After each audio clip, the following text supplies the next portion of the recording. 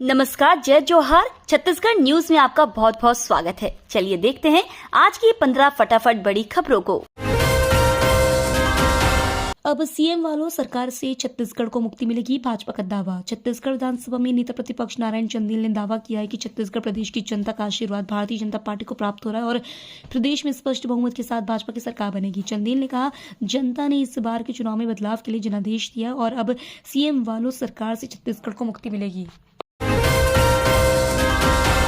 रायपुर में Congress core committee की अहम बैठक। छत्तीसगढ़ में वोटों की गिनती 3 दिसंबर को होगी। चुनाव आने से पहले कांग्रेस कोर कमेटी की बुलाई गई इस बैठक को बेहद अहम माना जा रहा है।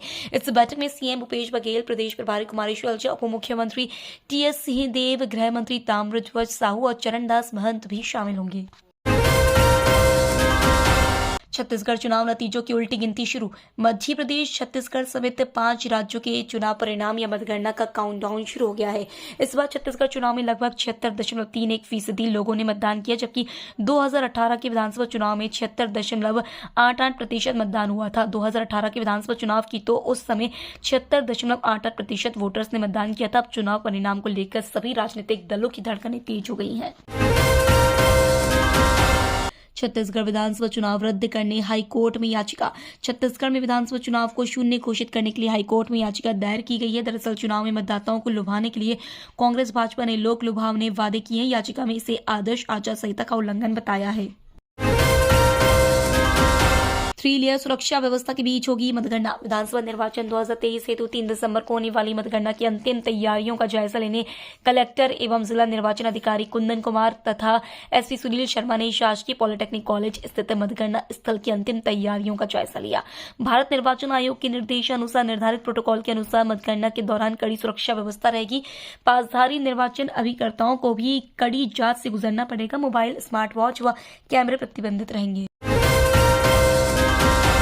नक्सलियों का आतंक। तेलंगाना चुनाव के दौरान लगाया आईईडी बम, जवानों ने किया डिफ्यूज।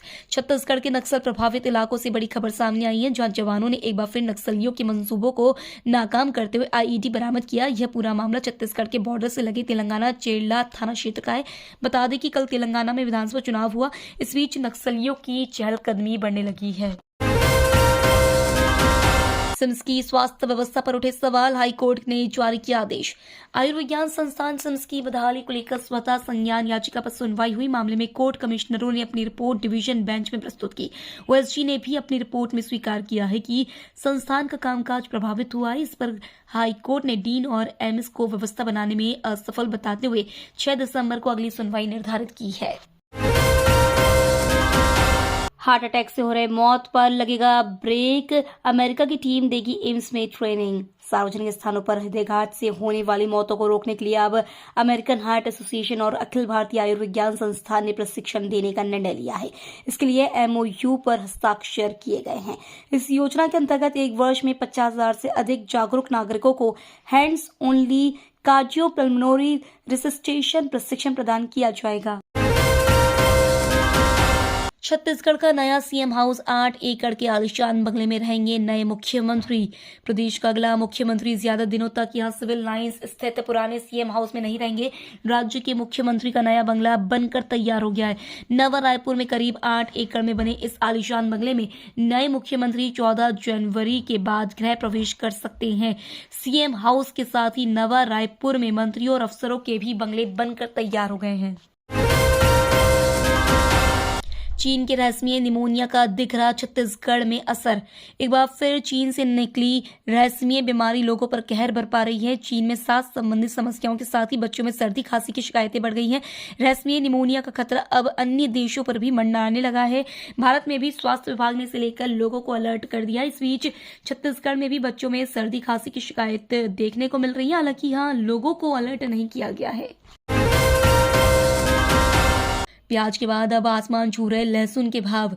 छत्तीसगढ़ में लहसुन भी अब प्याज की राह पर चलने लगा है। इस वर्ष मई माह में जो लहसुन 60 से 80 रुपए किलो में बिक रही थी, वर्तमान में लहसुन की कीमत 250 से 270 रुपए किलो हो गई है। थोक बाजार में ही लहसुन 180 से 220 रुपए किलो बिक रही है, यानी लहसुन की कीमतों में 3 गुना से ज्यादा बढ़ोतरी हो गई है।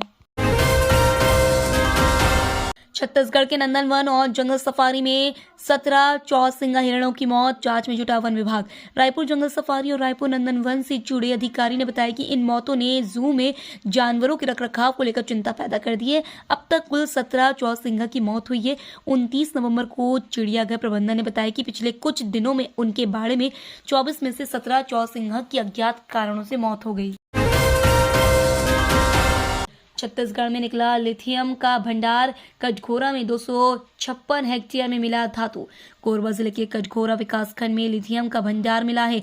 यह भंडार कटघोरा और इससे सटी ग्राम घुंचापुर के आसपास 256.12 हेक्टेयर में फैला हुआ है। यहाँ लिथियम का कितना भंडार है यह तो अभी स्पष्ट नहीं हुआ है, लेकिन समय समय होने वाले सर्वे में घुंचापुर और कटघोरा के आसपास लिथियम का पर्याप्त भंडार होना पाया गया है। छत्तीसगढ़ में बदलेगा मौसम का मिजाज, कई इलाकों में बारिश के आसार। छत्तीसगढ़ में बंगाल की खाड़ी से आने वाली ठंडी हवाओं की वजह से प्रदेश में ठिठुरन बढ़ने लगी है। पश्चिमी विक्षोभ के प्रभाव से प्रदेश में बारिश के साथ ही ठिठुरन बढ़ने की संभावना है। मौसम विभाग का कहना है कि प्रदेश में अगले 2 दिनों में न्यूनतम तापमान में कोई विशेष परिवर्तन होने की संभावना नहीं है। छत्तीसगढ़ के ट्रेन यात्रियों को बड़ी मुसीबत। छत्तीसगढ़ से गुजरने वाली ट्रेनों में सफर करने वाले यात्रियों के लिए आने वाले 14 दिन परेशानियों से भरे हो सकते हैं, क्योंकि छत्तीसगढ़ से गुजरने वाली 56 ट्रेनें एक बार फिर प्रभावित होने वाली है। रेलवे ने आज से 14 दिसंबर तक 48 पैसेंजर ट्रेनों को रद्द कर दिया है। इसके साथ 4 गाड़ियों को गंतव्य से पहले ही रोक लिया जाएगा और 3 ट्रेनें बदले हुए समय के साथ देरी से रवाना होने वाली है। ये तो थी आज की बड़ी खबरें। डेली खबरों से अपडेट रहने के लिए चैनल सब्सक्राइब करना बिल्कुल ना भूलें। धन्यवाद।